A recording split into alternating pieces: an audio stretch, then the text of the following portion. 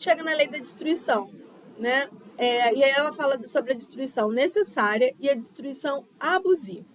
Veja bem, a gente estava falando lá atrás que existe um equilíbrio. Então, existem destruições que são necessárias, que a gente fala vontade de Deus. Mas existem destruições que são abusivas, que são excessivas, como guerras, por exemplo. Não dá para justificar uma guerra. Mas existe a lei da destruição para que haja a lei do progresso. Não dá para justificar isso. Isso é errado, isso é a gente que está fazendo. Então ele pergunta: é lei da natureza a destruição? E aí, igual ele faz as outras, ele fala: preciso é que se destrua para renascer e se regenerar, porque o que chamais destruição não passa de uma transformação, que tem por fim a renovação e melhoria dos seres vivos. E aí a gente tem, por exemplo, as estações do ano. Tem a primavera, e depois da primavera, muitas flores, né? Outono, vem o outono aqui, tira, que caem as folhas, vem o verão, que primeiro, né? Que dá aquele grande sol, queima ali as plantas, e aí vem depois o outono, tirando aquilo, limpando, para vir o inverno e posteriormente a primavera novamente. É um ciclo. A gente, nós seres humanos, a gente morre, a gente vai para o mundo espiritual em algum momento. Depois a gente volta, a gente se recicla também. É isso que ele está explicando aqui. Essa renovação, essa transformação. Então, a lei da destruição não é o fim, ela é uma transformação. E aí ele segue. Se a regeneração dos seres faz necessária a destruição, por que o cerca a natureza de meios de preservação e conservação? Bom, vamos lá. A fim de que a destruição não se dê antes do tempo, toda destruição antecipada obsta ao desenvolvimento do princípio inteligente. Por isso, foi que Deus fez que cada ser experimentasse a necessidade de viver e de se reproduzir. Bom, então vamos entender isso. Se a gente estava falando ali, por exemplo, do que a gente está fazendo com o meio ambiente. Isso é uma destruição antes do necessário, antes do tempo. Quando a gente vai lá e agride por questões supérfluas à natureza, a gente está destruindo alguma coisa, a gente está destruindo o nosso meio ambiente antes do tempo. E isso é uma destruição abusiva. Isso é um simplão, tá, gente? É uma passada aqui que a gente está dando. A gente poderia ter mais 30 minutos falando só disso, ou até mais tempo. E aí a gente vai para a lei da sociedade. O que é a lei de sociedade? Ele fala sobre a necessidade da vida social. Ele fala sobre a vida de insulamento. O que é insulamento? É o isolamento. Ele fala sobre o voto de silêncio e ele fala sobre os laços de família. Bom, aí ele pergunta primeiro assim: é contrário à lei da natureza o insolamento absoluto, ou seja, o isolamento absoluto? E aí ele fala: sem dúvida, pois que por instinto os homens buscam a sociedade e todos devem concorrer para o progresso, auxiliando-se mutuamente. É necessário para a gente evoluir, isso vai ser falado em algum momento também aqui, que para a gente evoluir a gente precisa do outro, é uma troca. A gente estava falando lá na lei do trabalho como a gente aprende trabalhando, né? Como a gente aprende com as situações. Isso só pode acontecer se a gente tiver uma troca, se a gente tiver uma outra pessoa ali para a gente conversar. Se a gente juntar a lei da destruição, até algumas brigas que a gente tenha com pessoas do nosso relacionamento, do nosso convívio, são importantes, porque elas servem para que a gente progrida. Bom, e aí ele segue, né?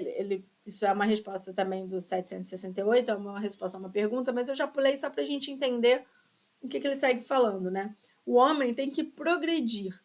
Insulado, ou seja, isolado, não lhe é possível, por não dispor de todas as faculdades. A gente não é um ser perfeito. Então, a gente precisa fazer essa troca. É necessário o contato com os outros homens. No isolamento, ele se abrutece e se estiola, ele se isola, ele fica mais ele fica mais embrutecido, mais endurecido de coração. Porque ele está sozinho, ele não tem ninguém para compartilhar. Homem nenhum possui faculdades completas. Mediante a união social é que elas, umas às outras, se completam para lhe assegurarem o bem-estar e o progresso. Por isso é que precisamos uns dos outros. Os homens foram feitos para viver em sociedade e não insulados. Ou seja, se você está se sentindo muito isolado, busca um pouco mais esse contato. Se você está vendo uma pessoa muito isolada, busque um contato com ela. Porque a gente vai chegar lá na lei da caridade, isso também tem a ver. Tá tudo interligado, tá? E lembra lá do que falou da frente. Se a gente está se sentindo infeliz, é porque a gente não está seguindo esse caminho, essas leis que estão aqui bem à nossa frente. Super possível de estudar, super possível de começar a tentar colocar em prática. Não precisa ser tudo de uma vez, é aos pouquinhos. E aí a gente chega na lei do progresso. A lei do progresso, ela fala sobre civilização, ela fala sobre a marcha do progresso, ela fala sobre alguns povos, ela fala sobre a influência do espiritismo no progresso. E é isso que eu estou trazendo aqui pra gente, né? Ela fala uma série de coisas, mas fala inclusive das nossas leis humanas, mas eu acho que essa parte sobre a influência do espiritismo no progresso seria interessante para a gente falar um pouquinho dessa lei aqui nesse momento de conhecimento das leis morais. Bom, e aí Kardec pergunta: o espiritismo se tornará crença geral ou sua aceitação ficará confinada a algumas pessoas? Lembra que ele estava fazendo essa pergunta lá quando ele estava começando a escrever o livro dos Espíritos, né? A gente nem falava sobre Kardec ainda, né? Então ele fala: certamente se tornará crença geral e marcará nova era na história da humanidade, porque está na natureza. E chegou o tempo em que ocupará lugar entre os conhecimentos humanos. Terá, no entanto, que sustentar grandes lutas, mais contra o interesse do que contra a convicção, porquanto não há como dissimular a existência de pessoas interessadas em combatê-lo. Umas por amor próprio, outras por causas inteiramente materiais. Porém, como virão a ficar insulados, seus contraditores se sentirão forçados a pensar como os demais, sob pena de se tornarem ridículos. Na verdade, o que acontece? O espiritismo, a espiritualidade vem mostrando, vem dando cada vez mais provas de tudo que se é falado. O espiritismo é uma ciência. Quando aquilo sai, quando a informação sai, é porque ela já foi paulatinamente revisada, testada, porque a ciência se baseia nisso, né, em testes. Então, a partir do momento que a gente tem essa informação, não dá mais para desver, como falam, né, na internet. Ai, queria desver isso. Não tem como mais. A gente já abriu, já tirou esse véu. Então, a gente vai seguir esse progresso. Não tem como ouvir que existem leis morais e falar: vou ignorar, não vou seguir, não quero saber. Porque a gente tem a nossa, até mesmo a lei da conservação, a gente tem ali por instinto querer saber um pouco mais. E uma vez que você sabe, a gente acaba colocando ali alguma coisa em prática. Eu falo que a gente não sabe de onde o outro saiu, mal a gente sabe de onde a gente saiu, né? Então a gente precisa, de onde a gente saiu, que eu digo, moralmente, tá, gente? A gente está aqui encarnado porque a gente precisa. A gente está encarnado no mundo de provas e expiações porque a gente precisa. A gente precisa progredir. Então a gente fez alguma coisa para a gente estar aqui. Isso já é uma consequência de algo que a gente fez. Então, a gente, nesse processo, cada um tem o seu. Então, tem gente que consegue seguir várias dessas leis, tem gente que consegue seguir uma, tem gente que ainda está tentando seguir a primeira, e tá tudo bem. Cada um tem o seu, a sua história de progresso. O caminho é o mesmo, mas cada um anda de acordo com o que pode. Tem gente que corre, tem gente que dá passada larga, tem gente que dá um passinho de formiguinha mais devagar, tem gente que anda um pouquinho, dá uma sentada, para, toma uma água. E esse é o nosso caminhar. Tá tudo certo, tá tudo bem, cada um tem o seu jeito, o seu progresso. A gente tem que se preocupar com o nosso. Cada um se preocupa com o seu, vai ser lindo. E aí o Kardec pergunta, né? Mas de que maneira pode o espiritismo contribuir para o progresso? E olha que interessante a resposta, gente. Destruindo o materialismo, que é uma das chagas da sociedade. ele faz que os homens compreendam onde se encontram seus verdadeiros interesses, deixando a vida futura de estar velada pela dúvida. O homem perceberá melhor que, por meio do presente, lhe é dado preparar o futuro. Abolindo os prejuízos de seitas, castas e cores, ensina aos homens a grande solidariedade que os há de unir como irmãos. Materialismo, gente, eu não estou falando só do capitalismo, uma forma existente econômica, não. Eu estou falando de materialismo.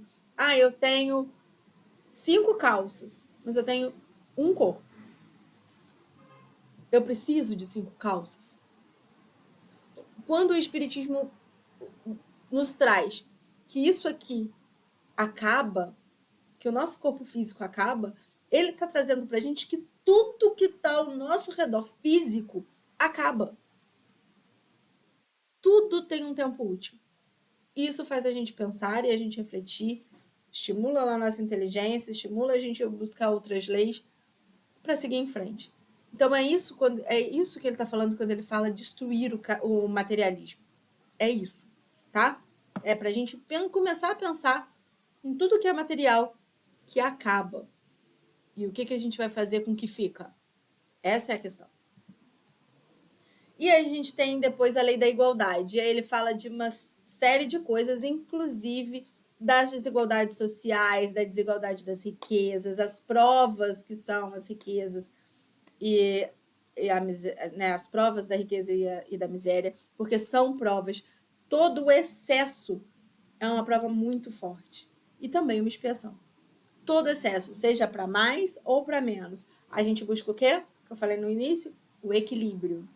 A gente busca estar aí nessa meiuquinha aí. Todo excesso é prejudicial de alguma forma. Mas a gente tem a oportunidade de reverter. A gente tem a oportunidade de pegar a riqueza e fazer o bem. A gente tem a oportunidade de, dentro da miséria, aprender e também fazer o bem.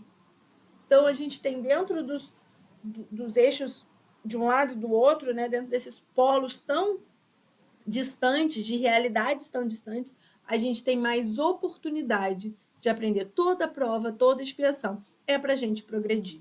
Deus nunca faz nada em vão. E as leis estão aí para mostrar isso. As leis morais estão aí para mostrar isso. E ela fala também sobre a igualdade de direitos. Ela fala uma série de coisas. É muito, muito legal a gente pesquisar e estudar um pouco mais a lei de igualdade. E aí ele pergunta, perante Deus, são iguais todos os homens? Gente, olha a pergunta que ele fez lá atrás. E a resposta é sim. Todos tendem para o mesmo fim, e Deus fez suas leis para todos. Dizeis frequentemente, o sol, luz para todos, e anunciais assim uma verdade maior e mais geral do que pensais. Todos os homens estão submetidos às mesmas leis da natureza. Todos.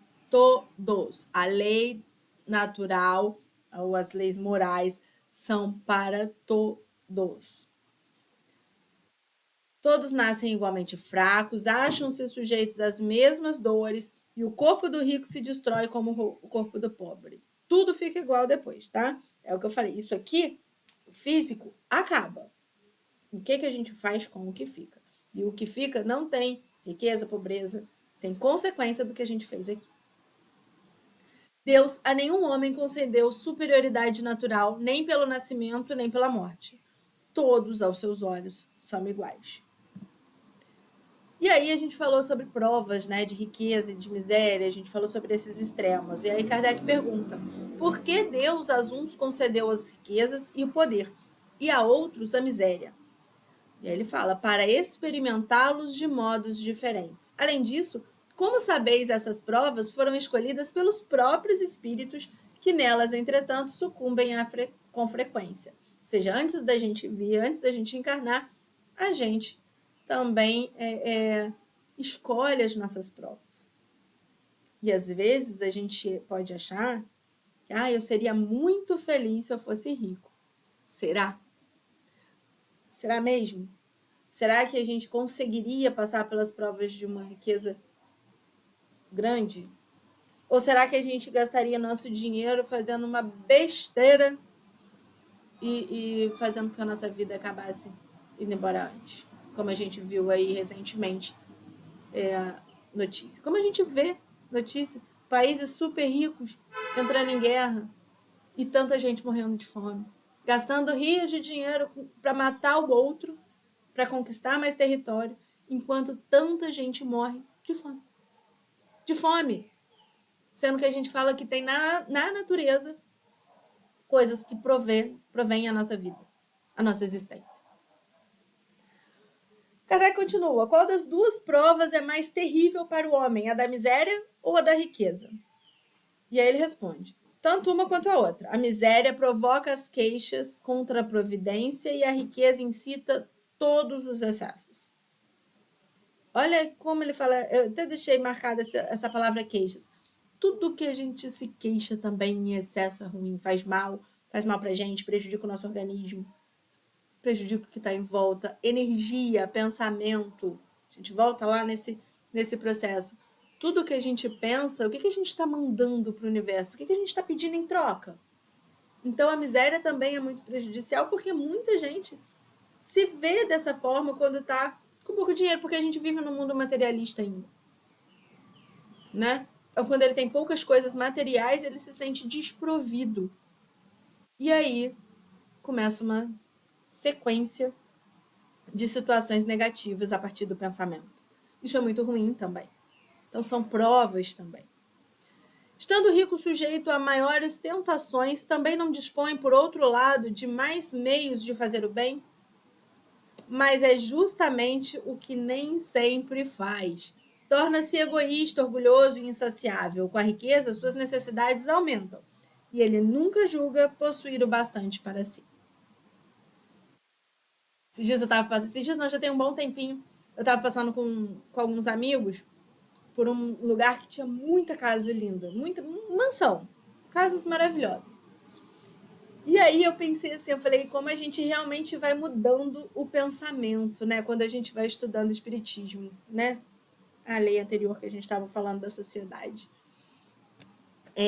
A gente vai estudando e a gente vai mudando a nossa concepção. Eu, Thaísa, tá, gente? Cada um tem a sua forma de pensar e a sua forma de agir. Mas eu, hoje, não me sentiria bem morando num lugar extremamente rico que eu não tenho necessidade, porque eu só moro com mais uma pessoa, eu não tenho uma necessidade de uma casa enorme, não tenho. Eu não me sentiria bem uma vez que tem tanta gente morando na rua. Eu, Thaísa, não me sentiria mais feliz assim. Mas eu já senti, já pensei isso. Já pensei que isso era importante para mim. Hoje eu entendo que tem outras coisas mais importantes. Hoje eu vejo algumas pessoas, com a internet a gente tem acesso a coisas que outras pessoas fazem, e hoje eu vejo artistas, por exemplo, que estão muito empenhados, ou pessoas que não são artistas, mas que têm um bom dinheiro, e que estão muito empenhados em ajudar. Seja a natureza, seja outros seres humanos. Você vê essa caridade, e a gente vai falar isso na Lei da Justiça, da caridade, do amor, você vê essa caridade acontecendo de uma forma muito natural. E aí, às vezes, eu vejo isso e falo, caramba, esse cara ou essa mulher conseguiu passar por essa prova. Que bonito, que coisa legal. E eu acho que é assim que a gente precisa ver, né? E eu acho que a gente também pode se perguntar como eu posso ajudar o outro a passar por essa prova, seja da riqueza ou da miséria. Como a gente pode colaborar? E como eu posso passar pelas minhas provas também? Porque a gente só pode ajudar o outro quando a gente também se ajuda. Isso é muito importante também. A gente não pode só ver o outro, a gente precisa se olhar principalmente. Até porque cada lei é pra gente. E aí tem a lei da liberdade. A liberdade, aí ele fala sobre a liberdade natural, ele fala sobre a escravidão, ele fala sobre o livre-arbítrio, ele fala sobre a liberdade de consciência. É bem fértil essa leitura. E aí eu separei algumas coisas, né? Ele pergunta: haverá no mundo posições em que o homem possa jactar-se de gozar de absoluta liberdade, ou seja, ele pode, de fato, tá ali com total liberdade, e aí ele fala, não, porque todos precisais uns dos outros, assim, os pequenos como os grandes. Então, olha lá a lei da sociedade sendo interligada à lei da liberdade. Sozinho, a gente não consegue nem ter a própria liberdade. Haverá homens que estejam, por natureza, destinados a ser propriedade de outros homens?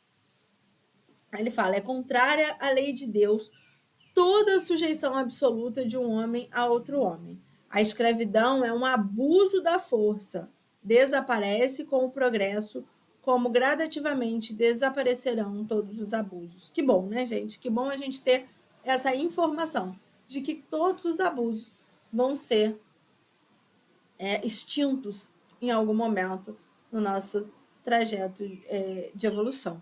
A gente já viu aí algumas situações hoje em dia, 2023, de pessoas que estavam há 50 anos, há 40 anos, há 30 anos, em situações análogas à escravidão. Isso é muito grave, isso é muito triste. É a gente cercear a liberdade do outro. Isso é muito impactante. E aí a gente chega à lei da justiça, de amor e caridade. Eu lembro da frase de Kardec, que é fora da caridade não há salvação. A nossa salvação, gente, a nossa evolução, né? Porque o que é a caridade? É a gente olhar o outro. Tudo isso que a gente falou até aqui, a gente falou de situações que a gente pode ser útil, de situações que a gente pode ser caridoso. Tudo se interliga. E aí ele fala, qual o verdadeiro sentido da palavra caridade? Como a entendia Jesus? Ele já vai lá no pior exemplo. E aí o Espírito da Verdade responde, benevolência para com todos, indulgência para as imperfeições dos outros e perdão das ofensas. Gente, essa frase, na minha concepção, fala assim, ó, esse é o caminho, segue isso. É fácil? Nem um pouco. É fácil perdoar? Não é. É fácil a gente ser indulgente em relação às imperfeições dos outros? Não é. Nem as nossas, tá? A gente tem dificuldade de se perdoar, a gente tem dificuldade de entender as nossas limitações, as nossas imperfeições. E é muito difícil, mesmo com a imperfeição do outro, mesmo com o outro nos ofendendo, a gente ainda ser benevolente. É muito difícil. Mas eu falo que o nome disso é vida, né? Se fosse fácil, ia ser brigadeiro. Então, é difícil, tudo bem, mas a gente pode conseguir. Se tá aqui, se é uma lei divina, se é uma lei moral, a gente pode conseguir. Mesmo que a gente precise ir voltar algumas vezes. Mas a gente pode conseguir, a gente vai conseguir. É um pacto que eu estou fazendo com vocês. E aí ele segue: o amor e a caridade são o complemento da lei de justiça, pois amar o próximo é fazer-lhe todo o bem que nos seja possível e que desejaríamos nos fosse feito. Tal o sentido dessas palavras de Jesus: amai-vos uns aos outros como irmãos. Caridade e amor ao próximo é o grande chavão dessa lei. A lei da perfeição moral, ela fala sobre as virtudes, fala sobre os vícios, fala sobre as paixões, fala sobre o egoísmo e fala uma coisa que eu acho muito interessante, o conhecimento de si mesmo. O autoconhecimento. Eu falo que existem 3 pilares da evolução: conhecimento, autoconhecimento e prática do bem. A gente está tendo um conhecimento aqui.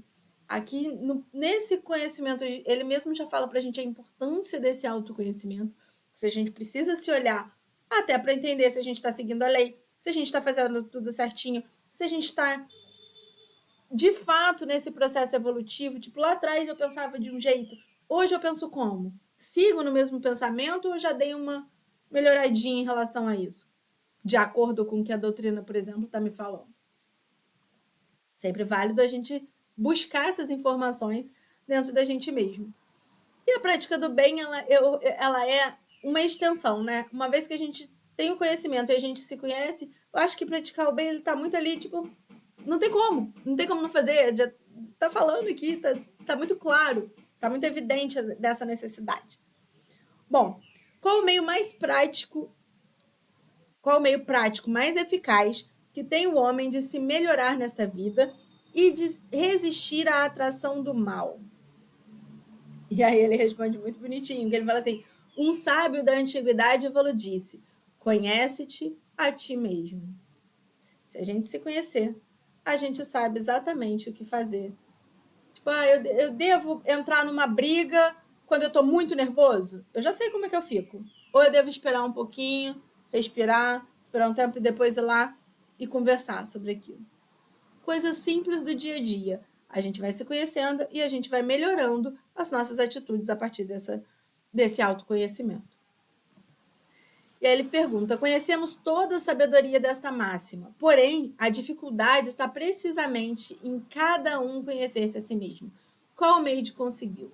Porque o que acontece? A gente lê tudo isso. A gente vai ler, a gente vai estudar, os livros estão aí, né? O Pentateuco de Kardec está aí para a gente buscar informação, a Bíblia está aí para a gente buscar informação, enfim, tem uma série de livros que ao longo do tempo a humanidade foi produzindo para que a gente possa buscar essas informações.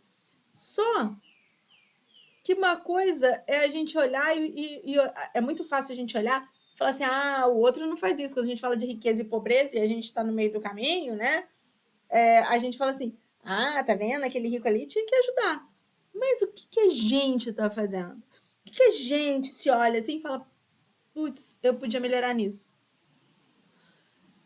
Isso aqui eu tinha que fazer melhor. Isso aqui, ó, nossa, isso aqui é para mim. Porque apontar para o outro é muito mais fácil. E aí ele fala: olha só, fazei o que eu fazia quando vivi na Terra.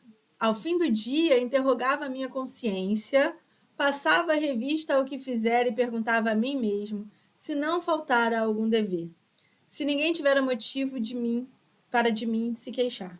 Foi assim que cheguei a me conhecer e a ver o que em mim precisava de reforma. Gente, e olha que legal. Ele está mostrando um exercício que a gente pode fazer. Chegou o fim do dia, o que eu fiz hoje nesse meu processo evolutivo? Putz, hoje eu caí.